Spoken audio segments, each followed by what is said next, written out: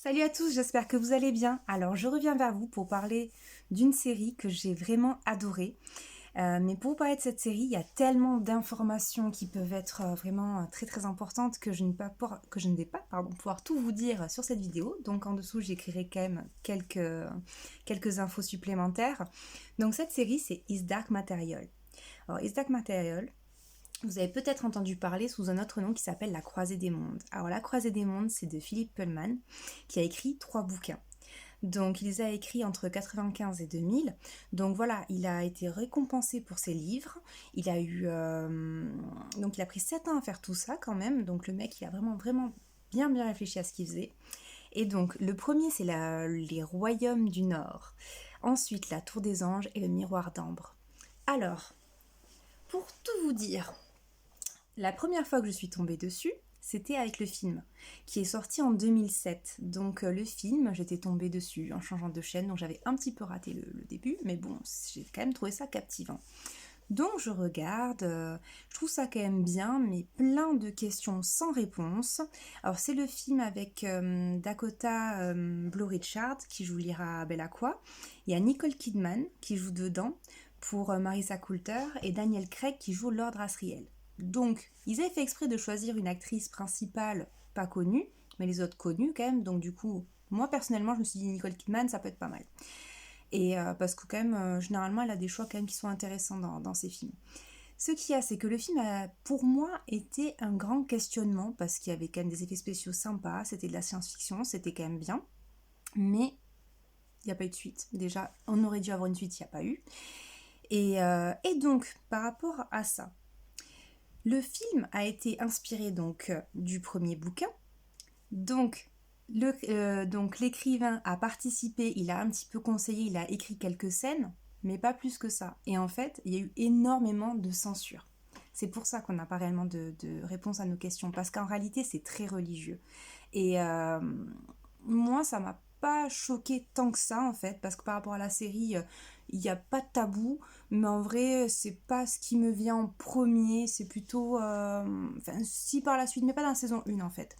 Enfin bref, donc, comment dire, vraiment, la série, c'est vraiment lui le producteur. C'est celui qui a fait les bouquins qui le produit. Donc déjà, on sait que par exemple la saison 1, c'est le livre 1, saison 2, livre 2, saison 3 qui va sortir l'an prochain, ça sera le final, livre 3. Ok, alors après ça, il y a eu quand même d'autres livres qui parlent de ce qui s'est passé avant, de ce qui se passe après. Je n'en suis pas là, je ne veux pas me spoiler moi-même pour être vraiment trop triste, donc je veux vraiment faire étape par étape.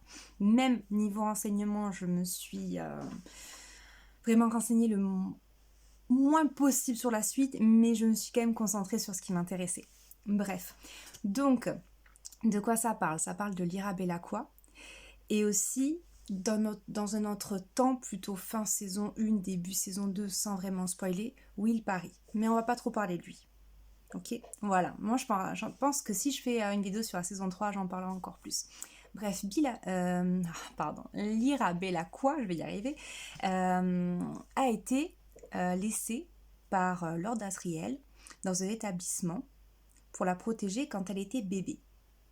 On la voit grandir, mais ce qu'il y a, c'est que dans ce monde, ce qui est étrange, c'est que les gens ont des démons.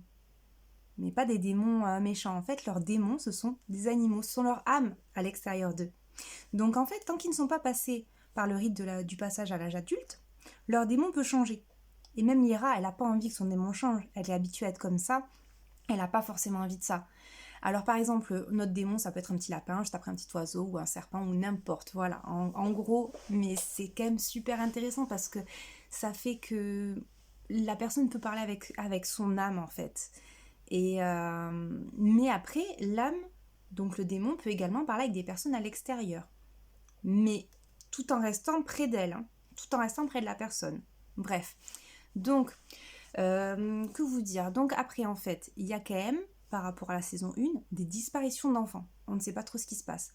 Et à un moment donné, Lyra, elle se rend compte que son meilleur ami, voilà, il a disparu et elle veut partir à sa recherche. Mais ce qu'il y a, c'est qu'il y a aussi une prédiction sur Lyra. Mais Lyra ne doit rien savoir. Même nous, on ne sait quasiment rien. On sait juste que elle apprend du coup à force de poser des questions, qu'il y a une prédiction par rapport à elle, qu'elle doit faire quelque chose. Mais voilà. Donc elle sait qu'elle doit accomplir quelque chose, mais elle ne sait pas quoi. Personne ne veut lui dire quoi.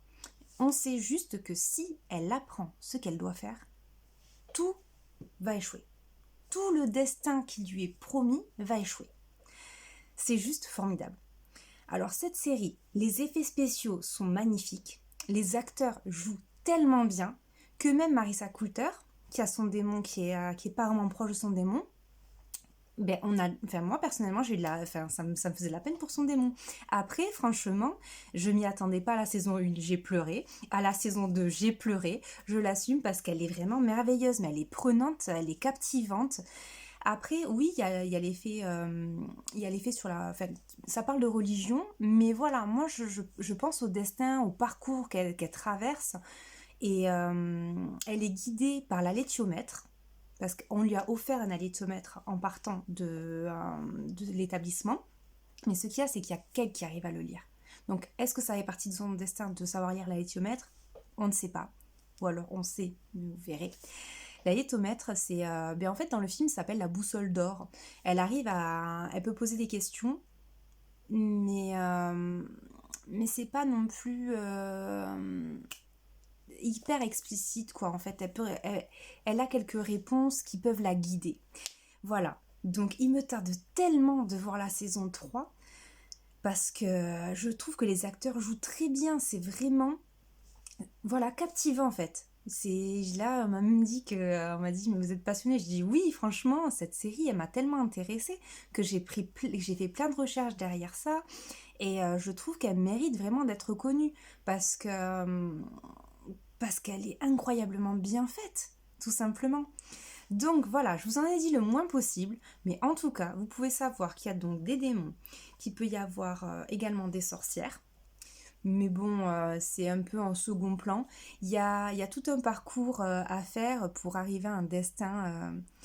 Voilà. Donc je vous conseille vraiment de la regarder. Is Dark Material. Alors ce n'est pas disponible sur Netflix ou sur Amazon Prime. Moi je l'ai trouvé à la médiathèque.